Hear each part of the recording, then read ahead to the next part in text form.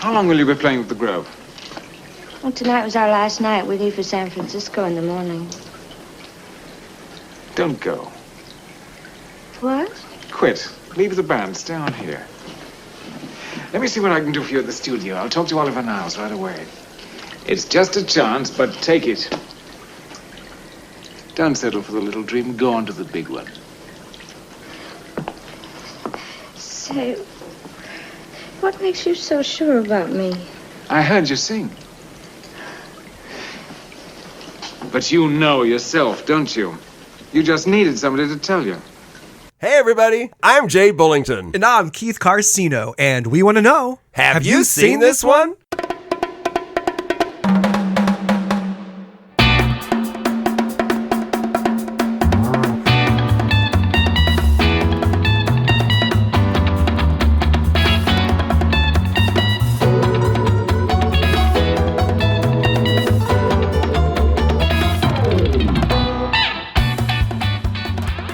I'm going to see Mom this afternoon, and so I'm watering my plants before I leave. And oh my God, I got eaten alive. I was out there for 5 minutes, and I swear I must have. I think I fed an entire army of mosquitoes out there. A bunch of scomitos just love your blood. Oh, they love me. Good sweet blood. They're insane right now. The place that we just came from really didn't have any mosquitoes at all. Oh, really? Oh, you're We're so way lucky. out in the hill country, and You're so lucky.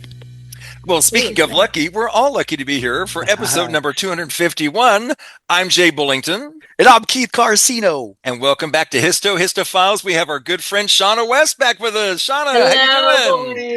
Got Shawna back finally. It's been too long. If you ask me. I know. Glad we got her back. Shawna wasn't able to be with us for the last A Star Is Born episode, but she did watch the movie, so she's going to be able to compare them all along. Okay, good. And she's along for the ride. She's along for the whole ride. Wonderful. Before we get into that, but listeners can't see, but Shawna, that tiny house actually looks it looks so cute behind you. It looks really. yeah. I've seen it to you live from a tiny house on wheels today. That doesn't look too tiny. It looks spacious. Oh, Keith, I have been inside. It is so comfy. Yeah, look at it. It's so cute. It's so cute, and it's so comfy in there.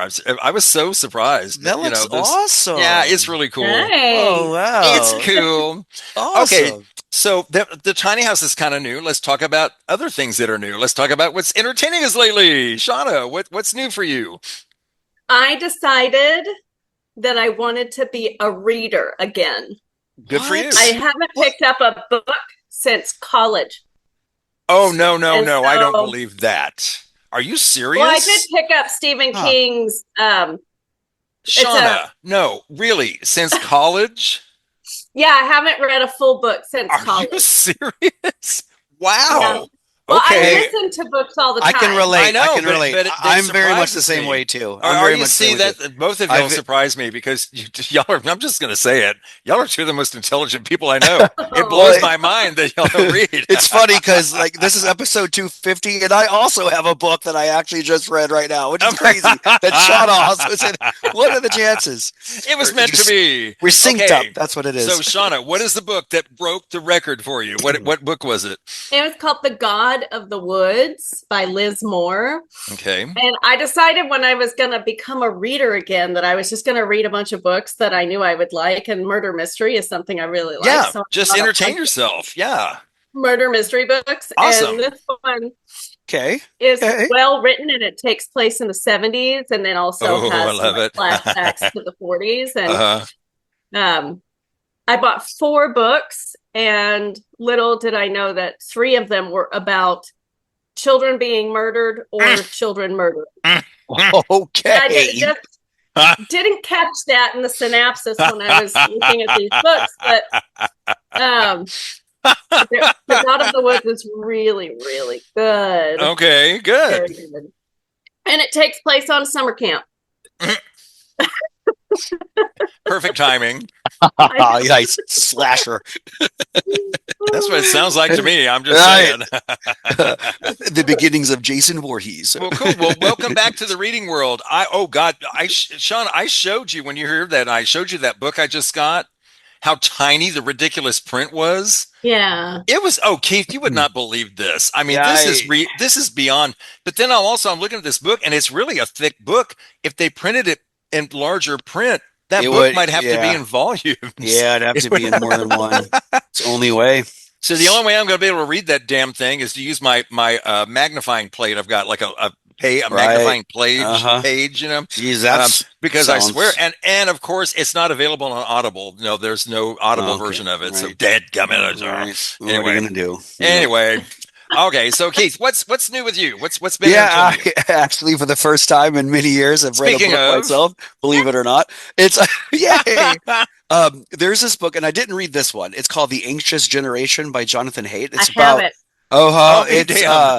It's the author argues about the rise of smartphones and social media and how it's caused a mental health crisis in young children by replacing a play-based kind of childhood with a phone-based one, leading to anxiety, self-harm, depression. Wow. Well, they made one that's tailor-fit for kids called The Anxious Generation by the same author and Catherine Price, and it's almost like a graphic novel.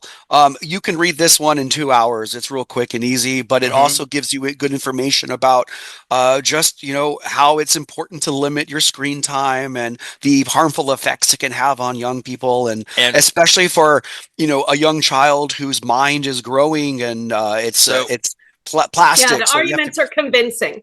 Yes, they very much are.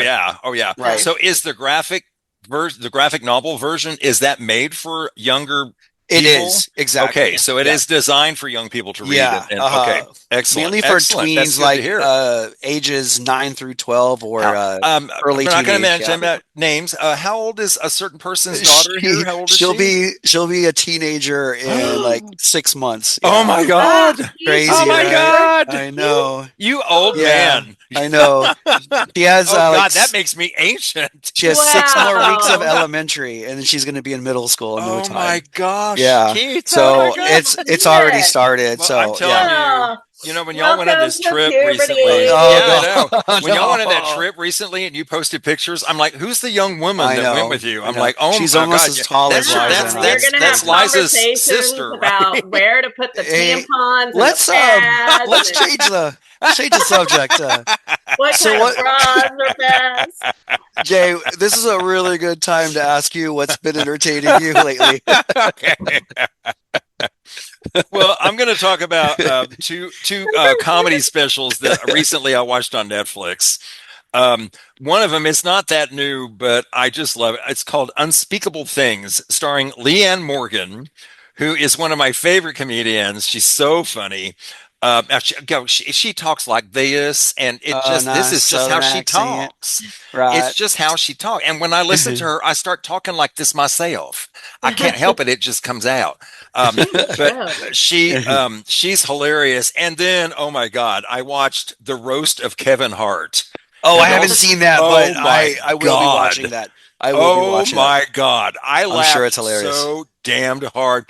I feel like he gets roasted no matter where he goes. Oh, right. Yeah. But he does it. He's tit for tat there, though. He comes right back. Okay, and he was hilarious. I mean, he could barely stand up sometimes because they were cracking him up so hard. He's such a good sport about it too. But also, and some of it was you could tell some of it was prearranged with him because they had like a little bit together, you know. Okay. It was just so funny from beginning to end. And I mean, these people did not hold back at all. I mean, they come out just guns a-blazing, and it's everybody's fair game. Yeah. Everybody. If you're there to make fun of him, you're going to get made fun of too, okay? Yep, it's everybody. That's right. He's coming back at you. Chelsea Handler, one of my favorites. She is just amazing. You know, I've seen her live. She's amazing. She's cool. She is. She was so good. On point. But they got her really good too, and she was laughing just as hard as anybody. You need to have a good attitude. You got and a good sport. If you're going to be a comedian, you better have a good sense of humor. Hello, that's right. And you better be able to laugh at yourself. Otherwise, that's right. You're not. You're not. Yeah, it's going to get ugly. Okay, well, let's not get ugly. Let's get pretty. Let's go to the glamorous world of Hollywood in 1954. When Keith, we talked about it a little bit on the last episode. I'm reading that book about Hollywood in the 50s. Yeah, things were changing a lot in the 50s. A lot of things were changing with people in this movie. We'll talk about that in a moment. The movie from 1954 is the second version of A Star is Born. So let's get into it. Yes, a star is born, and in its splendor and deep emotional fire, in its shining beauty and wonderful heart, a new era in motion picture achievement is also born. You'll see it in the richness and magnificence so lavishly poured into every scene. You'll feel it in the countless moments of deep human understanding. You'll hear it in the rousing tempo of its great music. And you'll know it when you experience the joy and jubilation of Judy Garland as the star. And you'll never forget James Mason as Norman Maine, clinging desperately to the only real love he'd ever known. There's Jack Carson, Charles Bickford, all bringing inspired life to a story that only life itself could have inspired. You don't know what it's like to see somebody you love crumble away in front of your eyes, bit by bit, day by day. I hate myself because I failed to. You got it, just like you dreamed it. Oh, no. I've got more. So much more. From 1954, A Star is Born, the second version of the movie named A Star is Born, but not the second version of the story. We'll get into that some other time. Directed by George Cukor. George Cukor is one of my favorite directors. He did The Women. He did The Philadelphia Story. He did My Fair Lady. My Fair Lady is the one he won the Oscar for. Many will argue that he should have won the Oscar long before that. And Peter Bogdanovich tried to say that, you won the Oscar, you won that Oscar for all of your work. And he was like, no, I won it from that movie. He wouldn't hear it. He just wouldn't hear it. The stars, you might have heard the main star of this movie. Her name is Judy Garland. You might know that name. Who's that? Yeah, I've heard of her. What? Is she? I've Okay, heard she's of in her. Easter Complete Parade. unknown. Yeah, she was in Easter Parade, Meet Me in St. Louis, and of course, The Wizard of Oz. She was in The Wizard of Oz? Was she like a munchkin? She was was like one a of the side part? munchkins. No, she was the I Wicked knew it. Witch. She was the Wicked Witch. And then the other lead is James Mason, I've always liked James Mason. He was in North by Northwest. That's Alfred Hitchcock. He played the bad guy in that. He was really good. He was in Lolita. He was the old man in Lolita. And he was in Julius Caesar, which he was in that with Marlon Brando, which we'll talk about that later. That'll come up later and when I'm talking about facts. Okay, quick summary. And see if you recognize this storyline. A fading matinee idol helps a young actress, and we add here, and singer, find fame, even as age and alcoholism send his own career on a downward spiral. That sounds so familiar. Doesn't it sound familiar? It's like okay, we've covered this here before. on out, Keith, Deja vu. for here on out, all the A Star is Borns are musicals. Okay, they're all musicals from here on out. At least make it better. Oh God. Well, that's numbers debatable. We'll see what you think. All right, fine. So you might recognize this name, Esther Blodgett. Esther Blodgett is an aspiring singer with the band, and Norman Maine is a former matinee idol whose career is beginning to decline, just like the other movie started. When he arrives intoxicated at a function at the Shrine Auditorium, I love this opening scene. I think it's so good. Yeah. It really sets the characters, boom, right in place. I mean, you really, you know him right away. Yep. When the studio publicist, Matt Libby, Libby, attempts to keep him off stage, but Norman rushes away and bursts onto the stage where an orchestra is performing. But Esther, who is the singer with the orchestra, she makes it look like he's part of the act and manages to pull handles it like a champ. I mean, I couldn't have done a better job myself. It was expertly done the way she played it off, and everyone loved it. They thought it was part of the act, really. Esther Blodgett has the patience of an angel. Oh yes, my she God, does. doesn't she? Of course, Judy didn't, but Esther did. That's what makes her such a great actress. Yeah.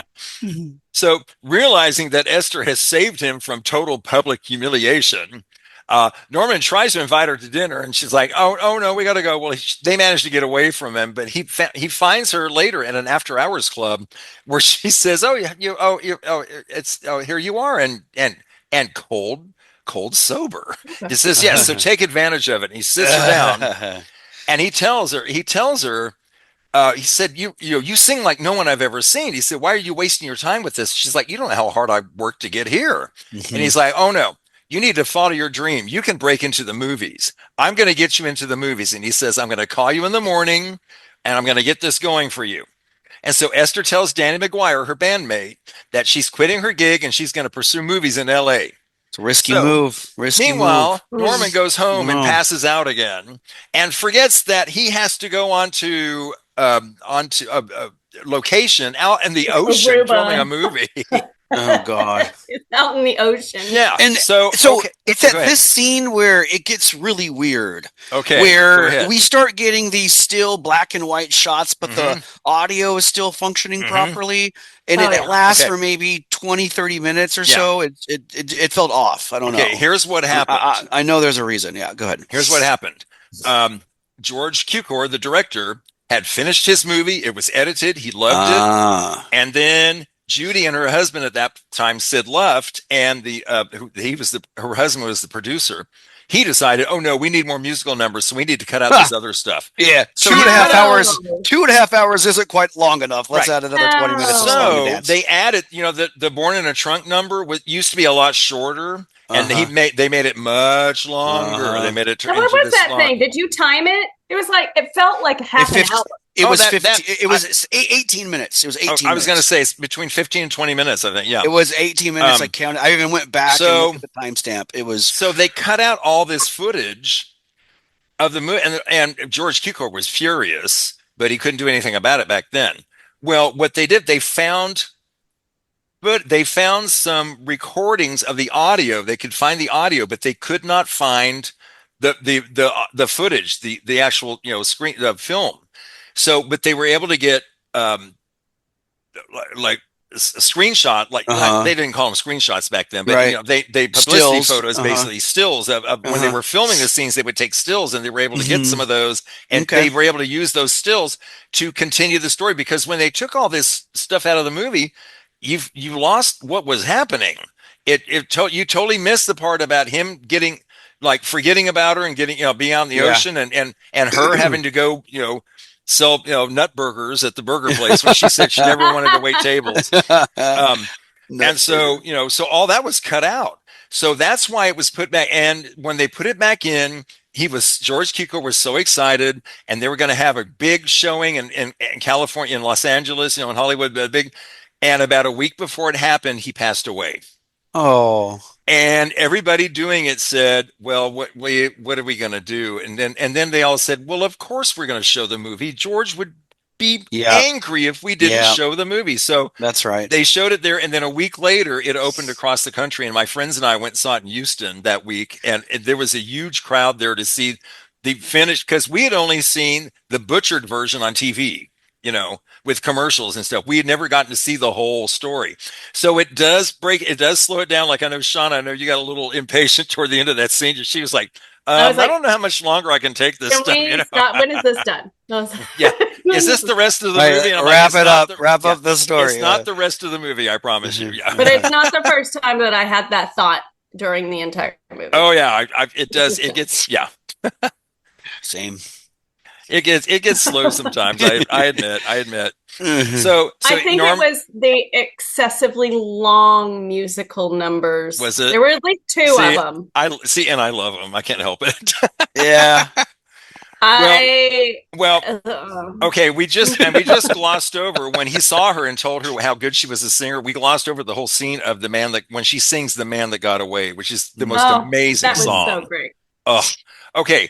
She filmed that scene 27 times. Oh, in 3 different costumes. Oh, and I have them all. I have all the takes on my disc. Oh my gosh. And they're not all full takes, because sometimes something would go wrong and they'd stop, They'd cut. But I'm telling you, the one they used in the movie is that's the one. At the end when she's singing and she's framed by all the instruments. They're just all around her face. And she's singing those last words, and it's just so powerful. It's so awesome. No wonder she was a drug addict. Oh God! They get through shit like that. She had to be on something 7 times. Yeah, it's ridiculous. That's Gotta exhausting. do a rail in between every song. Yeah, I know, right? Let's do it again. I need another she one. wasn't doing that. For her, it was pills and liquor, but it was all. But still, it was a mess. It's still a mess. I am. So Norman got called away early in the morning for his shot. So later, when he's with. He's just listening to TV and he hears this voice singing on TV and he realizes that's Esther. And he finally tracks her down.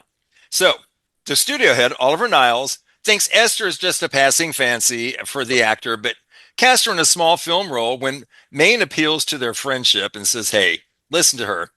So some things happen here. They change her name to Vicky Lester, and the scene where they change her name to Vicky Lester is really cute. They did it different than the first movie, where they're all going Vicky Lester, Vicky Lester. It was. I like the way they did it in the first movie. I did too. I like them both, but I really like. I think I prefer the first one. That scene, I do. What was the where she was like her reaction to like okay, she was like Vicky Lester. That. It's a great opportunity. She reads it so well. She's like Vicky Lester, then Vicky Lester, and then she's like Vicky Lester. Okay, all right, and cut. Vicky Lester. Yeah. So Norman accidentally gets Niles to listen to Vicky sing. He's playing her voice, and he's like, "Who are you going to get for this movie? You need a young singer who's really good." And where are we going to find? So he tricks him into listening to her, and of course, it looks great. And so she's cast in an important musical, making her a huge success, and her relationship with Norman flourishes, and then they get married. Of course. And this whole thing is moving quickly here. This part of it is moving quickly. Boom, she becomes famous. Boom, they move along. They get married. The scene where he proposes to her and where she finally says yes. That is adorable. Wasn't that cute? That was really cute. When they didn't know they were being recorded, but they were being listened. And she's singing la da da da da. And he says, "Why don't you marry me?" And she goes, "You drink too much." It's so funny. So Vicky's career continues to grow, and Norman finds that his worsening alcoholism is making him just unemployable. He's impossible to work with. He arrives late and drunk everywhere. But then he arrives late and drunk to Vicky's Oscar acceptance speech, which they did in the first movie too. That was heartbreaking. I think this one was even harder to watch. I think it was, wasn't it? Because it seemed more real. The first one the first movie is, because of the time it was made, it's a little over dramatic a bit compared to today's acting. Yeah. That's just the style then. This one seems more, that scene really is like, whoa, that seemed kind of real, and when, Vicky's trying to calm him down, he accidentally strikes her in the face, just like the first movie. Yep. Right in the face. So Vicky continues working after this. She said, "Oh, come on, sit down. If everything's fine." And he's like, "Oh God." So she continues working, and she tells Oliver Norman has gone into a sanitarium. In fact, it feels like from here on to the end, it's very similar to the first one, right? Yeah. It's like spot on. It's pretty parallel. Yes. But I think for me personally, watching Judy go through these scenes that are almost replicating her personal experience as a Hollywood star. Oh yeah! I thought about that too. It was heartbreaking. Oh well, that'll come up later. It was like, this is what she was currently living in her life. She had been through all this. Actively trying to keep her. I mean, at this point, she had been, a drug addict, and it was. Working on not being one at this time. She had already at this point tried to kill herself. She had tried to commit suicide at this point. I mean, she had already gone through all this, Yeah. And there were times when she just looked destroyed. The makeup that they were doing for her two roles, she for looked those really long so numbers, like pale and thin underneath. Tired. Right? Yeah. Tired. And what was she, like 31 or something? When she shot that? I think she was 32, maybe. Yeah. Just she looked like she was already in her early 50s. But it's so weird because I've got it on the background right now, and her face changes so much through this movie. It's crazy. You would think it took place over years, but it didn't. But depending on the magic of makeup stage, well, and also what stage of the movie she was at, because she would go on binges and that's true. yeah. That's true. But my heart was bleeding for her. Oh, I know.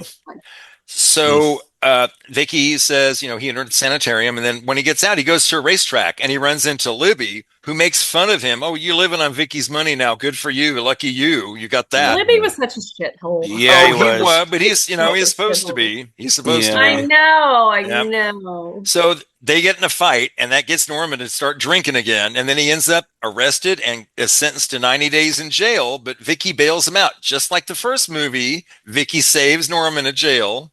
Yep. And where they're joined by Niles.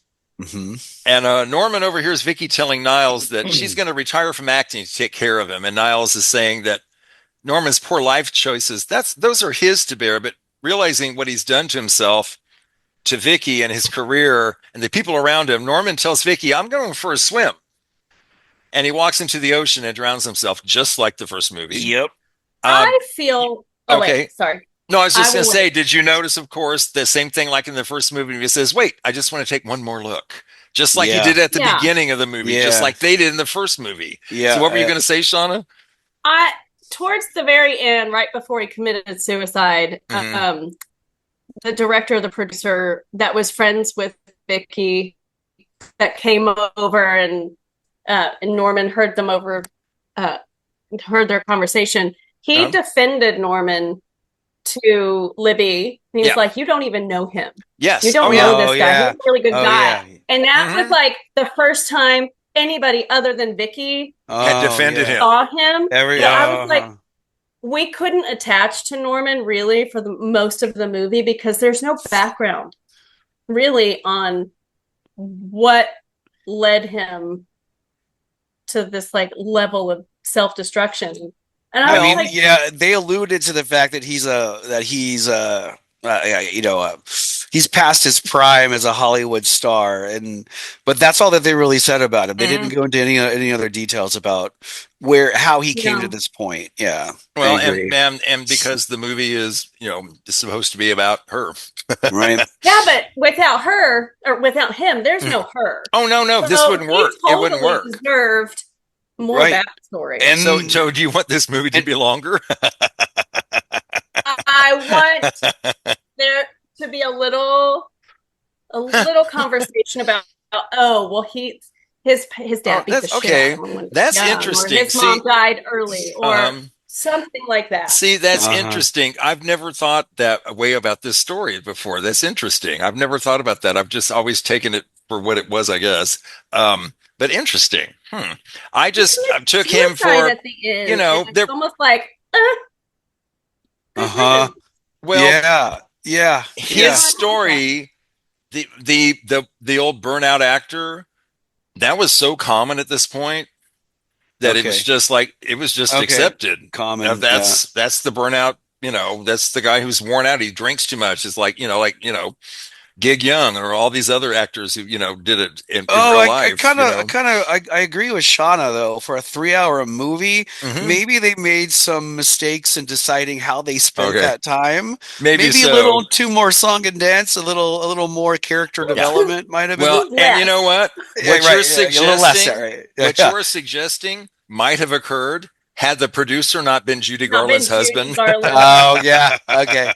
I need a 15-minute long scene, honey. Yeah, I'm telling you. It was definitely one movie was supposed to be, and I probably could be really wrong, but I feel like this was supposed to be kind of like her comeback. Oh, it definitely was. And that's that's why her husband created this scenario which she could have these extremely long numbers where it just showcased her skill. Just a showcase for her. She's still in it. Oh no, it was definitely staged as her comeback, and it was a comeback. It was a huge hit. She was nominated for an Oscar. We'll get into that later. It was a big deal when it came out. It was a big hit. Of course, the version that you saw wasn't the exact same version that came out, but right, because I'm seeing that it was listed as 2 hours and 34 minutes, but the one that I saw was 2 hours and 55 minutes. Yeah. Okay. So see, that's the difference.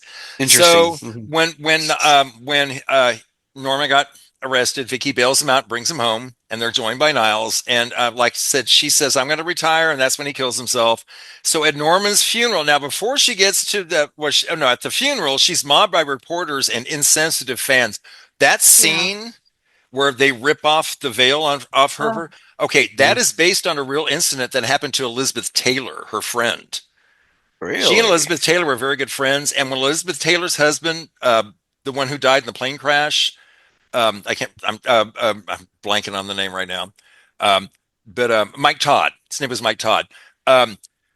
When she was at the funeral, she was walking out and someone reached out and ripped her veil off to take a picture of Elizabeth Taylor. Oh yeah, this really happened. Insensitive. So golly. it seems so over the top, but they also they did it. They also did it in the first movie, and this is what kills. In the first movie, it was like, oh, they were going to do this in the movie. Then, before the second movie came out, somebody actually did it to Elizabeth Taylor. It's so shitty. Anyway, some of them people are just fans amazing. are extreme. Oh, they can be. They don't care. They don't. What you're going through. Some don't, but then some can be wonderful. So there's all kinds of weirdos out there. Mm-hmm. So, like I said, she's mobbed by reporters and insensitive fans, and she just becomes a recluse. She's done with this. Okay, now we come to the scene where her old bandmate Danny convinces her to attend a charity function. Okay, this scene, she was for some reason having a problem with it, so George Cukor took her aside and talked to her, said, "You know what it's like to live with someone like Norman," meaning her. Yeah. And he said, she just looked me in the eyes and gave me a look of burning hate, but also recognition, like, okay. And they did that scene where she has that intense scene. And what's so cool is George Cukor was so afraid that the actor that playing with her, playing Danny McGuire, he's pretty young. Even though, he's playing somebody kind of mature, but he was really young. And he was so afraid that he wouldn't be able to keep up with her. But he said he was impressed with this young guy. He kept up with her while she was going full. He just stepped right up there with her, man. That scene is intense. It's really good. Okay, cool. I would say that I didn't see, singing aside, I didn't see Oscar-winning acting from her until the balcony scene right before Norman kills himself. At that point, when she's talking about Norman and preserving his life and doing everything that she can to keep him alive and retire, that is when I saw the Oscar-worthy acting come in, and then it stayed for the rest of the 11 minutes or whatever of the movie. Okay, I'm not sure, or 20-something minutes. But man, I was in tears watching her. Oh yeah, just break down. Yeah, it was rough. When Danny convinces her to go to this charity function, and when she arrives on stage, the master of ceremonies asks her to say a few words to her fans, and she says the famous line, "Hello, everybody. This is Mrs. Norman Maine," and everybody goes into a standing ovation, and that is the end of the film. Just beautiful, beautiful ending. And just like the first one ended, same thing. Exactly. This is Mrs. Norman Maine. Same ending. So a little background here. George Cukor offered Marlon Brando the role of Norman Maine when they were filming Julius Caesar in 1953. And Brando goes, "Why would you come to me? I'm in the prime of my life. If you're looking for some actor to play an alcoholic has-been, he's sitting right there." Pointed to James Mason, who was in the movie with him. Nice. What a dick. But these other people rejected the role. Humphrey Bogart, Montgomery Clift, Gary Cooper, Harry Fonda, Errol Flynn, Cary Grant, Ray Milland, Gregory Peck, Tyrone Power, Frank Sinatra, James Stewart, and Robert Taylor. Oh my God. Judy was on her best behavior when they first started shooting. She was doing really great. I mean, like I said, she did 27, takes on that one shot. Was just, but She started falling off into her old bits where she got sick, and then she would call in sick 2 days in a row. Then, they had to postpone a scene because she didn't like her costume. And gosh, finally, by February of that year, they were 41 days behind schedule. And then in late March, she took 2 weeks off to get herself off of all prescription medications. And ultimately, the production would last for 9 months. That's a ridiculously long time. Wow. Groucho Marx called Judy Garland's not winning an Oscar for A Star is Born in 1954 the biggest robbery since Brinks. Hedda Hopper later reported that her loss to Grace Kelly for The Country Girl. That's who won that year. Grace Kelly. I can't believe Grace Kelly won just for that movie. I like Grace Kelly, but not for that movie. Married to a king. You know? Yeah, that's later. But and she's a good actor. Don't get me wrong. She was great in Rear Window. I thought she was wonderful. But Country Girl, no. Over this, no. That was the closest Oscar vote up till that time that didn't end in a tie. Just 6 votes separated them. Oh, wow. That's how close it was. Oh, wow. Yeah. And it was a heartbreak from which she never really recovered because she really thought this was it, that this was her comeback. She was going to finally get an Oscar, finally, because she never got a legitimate Oscar. You know, she only got that little baby. She never got an Oscar? No, when she was young, they gave her a little honorary baby one just as a cute little thing. That's all she ever got. She got this little baby Oscar toy, like basically. That's all. She got nominated several times, but she never won. I know. It's one of those things like Glenn Close. You know, it's like, what the hell? Why aren't these people ever winning an Oscar? You know? So, go ahead. Oh, I was just gonna say, her dress in the movie for the Oscar was amazing. Yeah. Her Oscar. Oh, the dress. Yeah. That dress is stunning. Yeah. I don't think she looks better in the whole movie than she does there. Oh, yeah. Yeah. I mean, that's just absolutely gorgeous. Some critic responses here. We have Jack Moffat from The Hollywood Reporter. A Star is Born is the perfect blend of drama and musical, of cinematic art and popular entertainment. Well, you might not agree with that, but I do, I have to say. David Kerr from the Chicago Reader. Judy Garland gives everything she has as the young star on the way up. Her performance is an emotional autobiography. Yeah. And one of my favorite critics, Matt Brunson from Film Frenzy. I love Matt Brunson. I'm always quoting him. At the time, it was business as usual. Today, it's largely considered one of the biggest gyps in Academy Award history. Oh, ouch. He was not happy with that. No, and he's not necessarily, he's saying that he agrees with that. He's just saying that's what it's seen as. I don't know if he agrees with that or not, actually. IMDb score is 7.5. Okay. Rotten Tomatoes, tomato meter, 98%. Wow. Yeah. Popcorn meter, 81%. So I'm a man of the critics again. I don't know how the critics got 98%. With my untrained eye, I saw so many continuity problems. I saw acting problems. I mean, I saw that myself. How did they not catch this? That's it did not seem like that well of a polished movie, but okay. So, Shawna, would you recommend this movie? If you're a Judy Garland fan, yes. Okay. You need to make sure this is in your repertoire of her film accomplishments and take lots of bathroom breaks. Yeah. Take deep breaths. Right. Yeah. You don't have to watch it in one sitting. Maybe come back after intermission. And then remind yourself that cultural sensitivity wasn't a thing back then. Well, you have to look at all films that, like when we just did a movie, To Serve with Love, in our last episode, and he goes on a little rant where he calls a girl slutty at one point. It's like, you couldn't do that now, okay? But times were different, okay? Right. Exactly. So you got to put a film in its time frame when you're watching it. But I understand what you're saying. Keith, I think I know the answer. Keith, would you recommend this movie? I thought Janet Gaynor in the first one was great, but I think if there's one part about this movie that I thought the part was even better I thought Judy Garland nailed it in many different ways. She's just Her acting and voice chops are really just phenomenal. You can't say a word about the singing except that it's incredible. Yeah. She really did great, but it was just so long. And if I had to choose between the two, I would take the 1937 version over this one. Yeah. So I would not recommend this one. Okay, I understand that. I feel like shave off an hour would be okay. Yeah. I don't know how.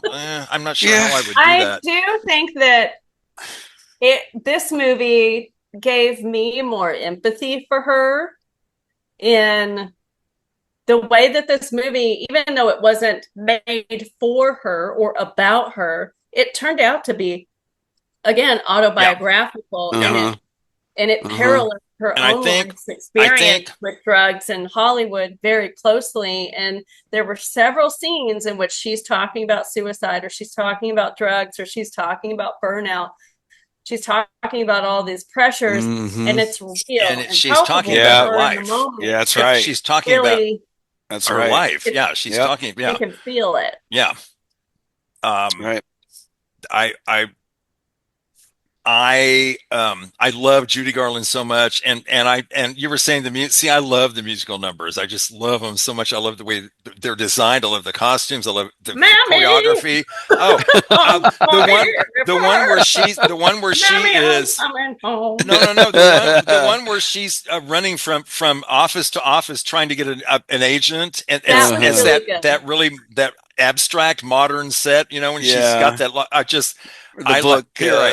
My bridges burn, just a babe in arms where you're concerned. I love it. It's so good. But I have to say, and I'm going to go ahead and say this now, even though we got two more to go. My favorite A Star Is Born is the first A Star Is Born with Janet Gaynor. It was It's just my favorite. I can't help it. Now we're going to get to the other two later on. The 70s version and then the 2020 version, the 2020s version with Gaga. We're going to get to those, and then we'll compare them all at that point. But I'm going to go ahead and just say right now, the Janet Gaynor version, the original, is your favorite. A Star Is Born. That's my favorite. A Star Is Born. I get it. It's just my favorite. She is so adorable. She's how do I put that? You don't worry quite as much about her because she seems stronger than Judy. You know what I mean? Okay. Yeah, she just seems more spunky. She has more resilience. Yeah, she's more spunky than Judy. Well, I think we also saw her leave her family and go off on her own, which takes a ton of courage and strength in order to do so. Yeah, and her fantastic grandma. Of course, that's one of the characters that I miss in this one. She was great. I was like, did he get a grandma? I know. She doesn't get a grandma. Miss it out. Miss that there. Yeah. No grandma on this one. Okay, so I guess the obvious vote is so far the first one's winning, right? For sure. For me. Sure. Okay. Yeah. That's my favorite too. I'm already. Not that this one was bad. It was.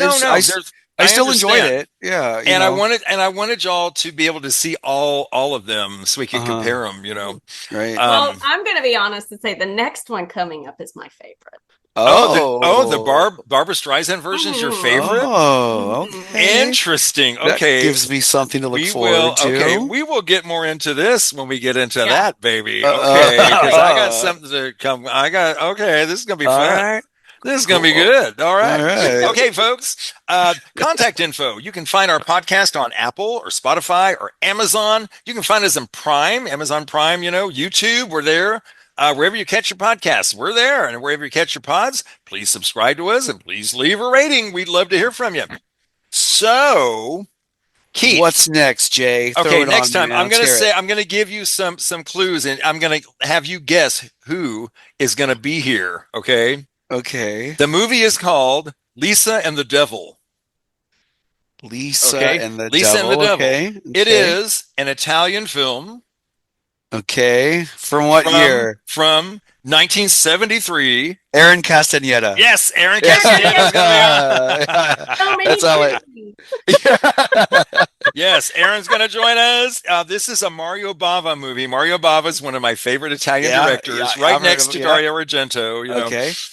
So Lisa and the Devil, and it stars Telly Savalas is in this movie. as the devil, basically. Do you know Telly Savalas from Kojak, the bald? Oh, see, this is way before y'all's time. He had a TV show, and he was bald like me, and he was famous for always having a Tootsie Pop in his mouth. Okay. He was not a cop. He was a private detective. And he would always come up and go, oh, and and then he put this Tootsie Pop in his mouth, and that was his thing. He always had a lollipop in his mouth. It was his shtick. He was famous for that. Yeah. Do you recognize him? I'm looking at him. Yes. Yes, and then Elke Summer is in this movie also, who was a famous Swedish actress. She became famous here in America, but also in Europe. She did a lot of acting, and she's wonderful. And I can't wait to get into this movie, Keith. It's going to be fun. Okay. It's going to be fun. It's gorgeous. You know, these Italian movies from the 70s, especially the horror movies, they were just great, man. They were just so fun. Yeah. Good to watch. So we'll have a little horror party next time. Hey, I'm always down for one of those. I'm cool. Yeah. But until we go, we got to say thank you, Shawna West. Thank you. Thanks for having me back. Always a pleasure. Back to talk about my favorite Star is Born. Yes, we're going to do that. Looking forward to it very soon. And until we come back for episode number 252, I'm Jay Bullington. And I'm Keith Carcino. And would y'all please just keep watching movies?